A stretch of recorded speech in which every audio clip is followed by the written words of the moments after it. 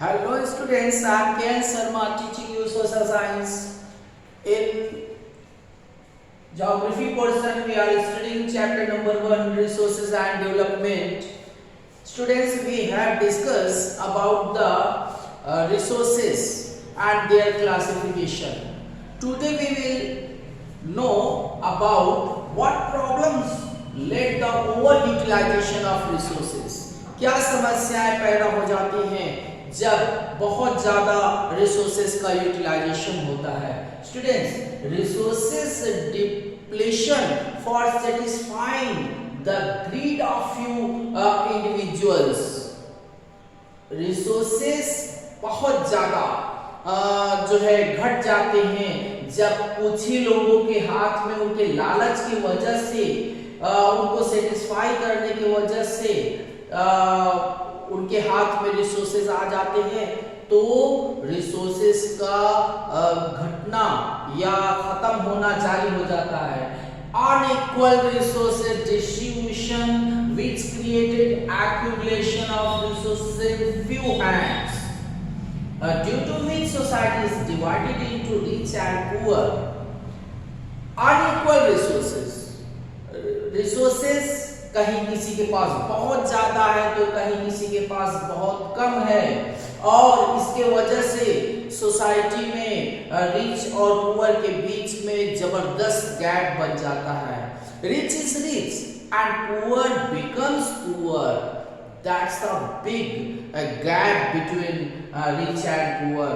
Students, गरीब और गरीब होता जाता है क्योंकि उसके पास रिसोर्सेज की कमी होती है, और रिच जो है और ज्यादा रिच होता है क्योंकि उसको रिसोर्सेज बराबर मिलते जाते हैं. Indiscriminate utilization of resources and their depletion, अंधाधुंध इस्तेमाल रिसोर्सेज का और उसके वजह से डिप्लीशन होना. And students, pollution and health problems. You know very well, developed countries utilize so much resources, and due to its problem created of pollution and also health, global warming and depletion of ozone layer, use of more and more resources. Students, global warming created, you know very well, and its a result was depletion of ozone layer. You know, chlorofluorocarbon and so many gases went in the sky, and ozone layer depleted. ये अंधाधुंध इस्तेमाल resources का, और जिसके वजह से ये developed countries ने जबरदस्त इस्तेमाल किया रिसोर्सेज का, और रिजल्ट आपके सामने है. ओजोन लेयर धीरे धीरे जो है छन रहा है, और उसका रिजल्ट ये होगा कि बहुत ज्यादा टेम्परेचर होगा, और साथ ही साथ ये भी हो सकता है कि बहुत सारे स्किन डिसीज पैदा होंगे. Students, we will know about the sustainable development. What is sustainable development?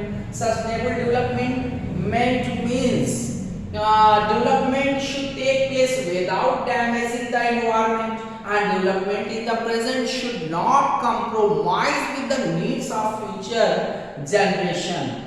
Development ऐसा होना चाहिए जो environment को डैमेज न करे, और हमारा जो प्रेजेंट नीड्स है वो भी चलता है, but not compromise with the future generations need.